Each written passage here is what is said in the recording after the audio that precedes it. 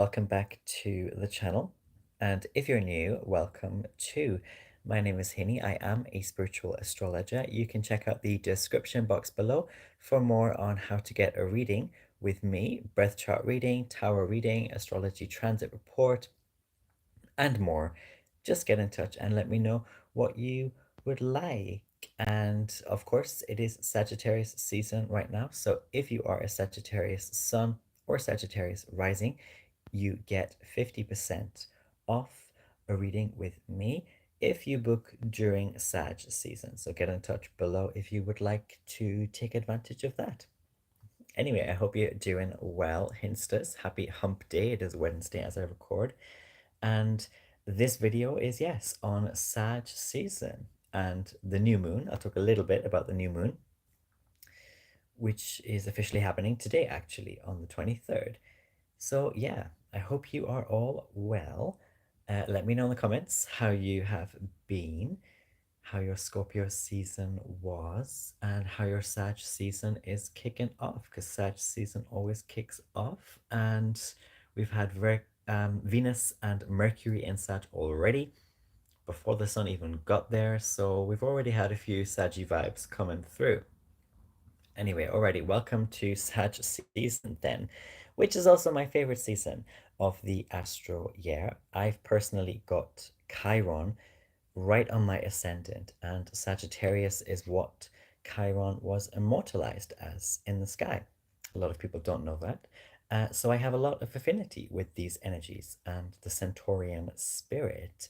But yeah, this is Sag season of the spiritual optimist and the free butterfly spirit. It is the phoenix, actually. Scorpio is not the phoenix in my practice. The phoenix is actually Sagittarius coming out of Scorpio. So let's get the bad stuff out of the way first, shall we? Because this is the optimistic season. This is the um Sag season. And as the sun ingressed Sagittarius on November 22nd officially, it did make this perfect square to Hester. And I talked a bit about this square in my last video, I think. But basically, a square is a point of discomfort or challenge. And this is some discomfort and challenges relating to some flame that we need to keep burning and something we need to keep sacred. So look to which houses you have Sagittarius and Pisces in your birth chart. That's going to give you some clues about the themes of that particular square, that particular Hestia sun challenge there. Lots of illumination, lots of confidence as well, lots of divine affirmation, so long as you take on that challenge, so long as you kind of embrace the square energy, which is necessary discomfort. And also with Mercury in Sag, this is a sign where Mercury is debilitated or away from its Gemini home. So we do have the classic and very different way of communicating this season. It's already coming about, it's already been here, with people kind of saying way more than they should, or oversharing their sordid stories, or accidentally spilling someone else's business or their own business, that kind of stuff. All kind of happens when Mercury is in Sag. And also Mercury in Sag introduces much more bigger picture thinking and kind of at the end of the day type stuff, which can really annoy people, especially if you are concerned with a certain detail or you're concerned with, yeah, something specific.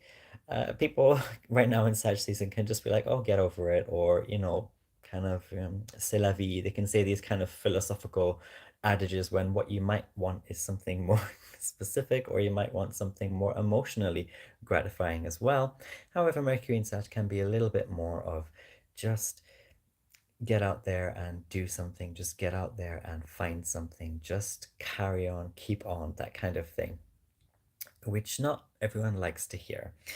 Anyway, I hope that both Libra and Scorpio seasons taught us a little bit about shutting up, about choosing when to chime in, and for the good of the give and take, for the good of your good karma. And the start of Sag season is marked by this tone, right, of the Sun square Hesta, which I just mentioned. And so it is going to be a big opportunity to learn about what we want to fiercely protect and sanctify, while, of course, having lots of the usual fun, chaos, and madness that Sagittarius season often brings. We need also, I think, to look to Jupiter, which is the ruler of Sagittarius. And at the time of the start of Sag season, we have Jupiter still retrograde in Pisces, another sign which it rules. So it's all good. I feel the illuminations and realizations we can gain in Sag season are easy to come by. Freedom is easily had, and this can so easily be a walk in the park for many people, so long as they've pulled themselves as much as they can out of that sticky well that Scorpio season is, that it was, and where we've been in that kind of sticky, watery Scorpio situation. And as we start Sag season, the moon actually was still in Scorpio and conjunct the south node. So for me, there's plenty room here actually for keeping some of our visions to ourselves in some respect, in some way, or only sharing with that select few still, and to find belief as well in some hard truth that was unearthed in Scorpio season. Let's not forget, by the way, that the sun and the moon always have this secret conversation going on. And here we definitely have a recipe for things like people not holding back on their inner truths, for also like penetrating statements as well, that are kind of pulled from seemingly nowhere. That's something that I think is going to be a theme for lots of people in Sag season. And one thing I often love about Sagittarius is the serendipitous way in which Sag heavy people relate things that you need to hear or that you need to know. It's very similar to Gemini, which is the opposite sign of Sag, but here it's more unexpected. It's like, you're just having a good conversation. It's kind of goofy and chill and light. And then suddenly they ask you a question like, so, do you have any hobbies? And you kind of realize currently, oh, I don't have any hobbies, or I don't have a life. And you realize how like boring or busy or lonely you've been or you are. And they kind of just hit you with that question, which is so off the cuff as well, so light-hearted. But it's Sagittarius has that way of saying something or asking something in that light-hearted, but also very kind of stunning way. And that's how they get you, lol. And the difference between Sag and Scorpio is that Scorpio may have you more kind of braced for these difficult ideas and questions and investigations of truth. Scorpio can have you more on edge. It's water. It's that psychoanalyst kind of surgeon archetype. While Sag will kind of get you very loose and merry, and you kind of think you're just on a little ride with them, and then boom, there's this statement or this question that will stay with you, perhaps, and you have to ponder the answer to that question during Sag season. And it can knock us back a bit as well, because we might feel like coming out of that well in Scorpio season that we've kind of got it all figured out. But someone or something, even especially strangers, remember I talked in Scorpio season about the power of strangers and the value of interacting with those strangers. Um, it could even just be like a stranger again, still, who kind of just says something really random, but very stunning and hitting for you. Also, as in the title of this video, and with Jupiter right now stationing to go direct in Pisces, we really have to believe that we are ready for something. And I feel that the Jupiter retrograde may have had some of us slipping a bit, getting a bit messy, especially during Scorpio season. But now we're charging more confidently to what we want or what we wanted. Are we getting back to what we wanted? And we really do just have this glorious opportunity, I feel, to enjoy the ride and to let the time kind of fly fast over your heads, and let time do the rest as well in the background. And Sag season very often goes like that, very fast in my experience. It goes so fast, so enjoy it.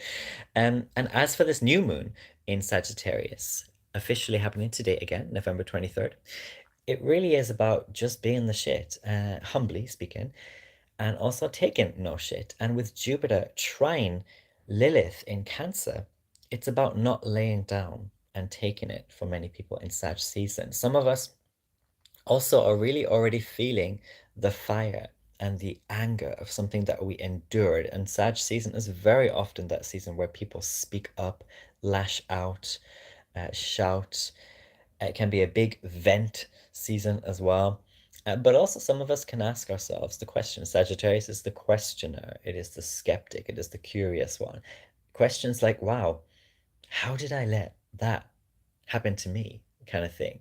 Or, wow, how is that person going to deal with that amount of shadow work? Or, like, wow, how come I've never just let myself relax and embrace luxury instead of suffering, as if suffering is some kind of virtue? And of course, we've got debilitated Mercury again in Sagittarius, and we've got Venus in Sagittarius, and they're both under the beams of this new moon and this sun, this Kazemi. And so there's so much fresh intelligence and bravery to speak our minds and to speak from a sincere heart space, to teach, yes, and also to learn from the really quite wonderful people and things we will bump into randomly along the way. But before I kind of end this little video here, let's get back to this theme of believing that you are ready. You have to believe that you're ready. You're still ready. And maybe some of us have gone back a bit with the Jupiter retrograde in some sense. Maybe we felt desolate or desperate in some ways, but now we have to believe that we are ready still and get back to this theme of belief. And Scorpio season was that chrysalis kind of psycho purging opportunity for many of us. And hopefully, we got to rid ourselves of one or two kind of chains, and we start now to run toward that which is destined just for us, that which is shining just for us. But we have to keep feeling it and we have to keep believing it.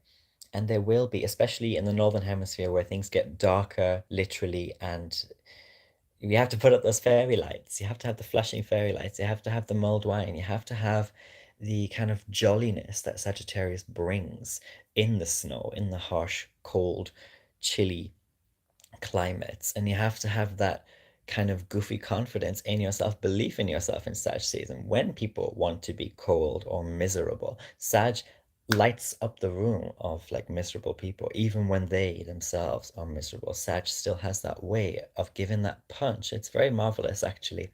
But yeah, we have to keep feeling and we have to keep believing. And there will be a fair bit of Sag season overkill drama, don't get me wrong, and buffoonery. You know, Sagittarius is a Jupiter ruled sign. It's expansive, outgoing, mutable fire. So yeah, there will be that overkill drama and buffoonery. So beware. And I think some people will benefit from in this Sag season some advice. And I was thinking of this for some people, it's very useful. You know, never in Sag season, we learn a lot from Sag heavy people. They do this a lot, but never get anywhere too early and never stay anywhere till the very end. So, you know, allow yourself to go slow, and allow yourself to pack up and go as well. And allow yourself, some people really need to hear this, but allow yourself to be okay with finishing something up when the juice is juiced, you know, like, and not staying somewhere or in some situation out of politeness or duty, nor out of stubbornness, you know. So we're done with Scorpio season, although we still have the moon in Scorpio really marking this Sag season, but we're kind of done with the solar aspects of Scorpio season. We don't need to be proud anymore of sticking tenaciously and punishing ourselves in some way through some process or something we're stuck in.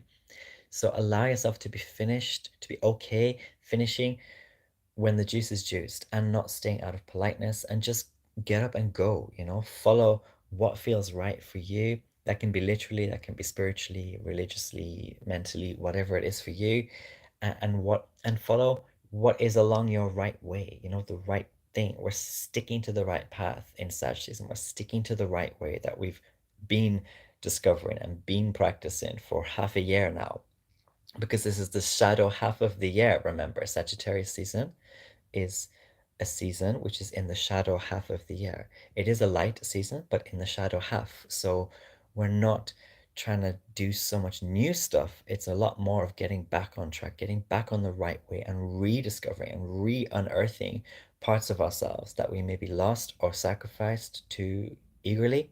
And we're getting back now and remembering, realizing that you're the shit in some sense, and enjoy these new happy commitments to yourself and your direction. And that's all I'm going to say today. Have a lovely day. I'll see you in the next video. Thank you if you tuned in to the live stream.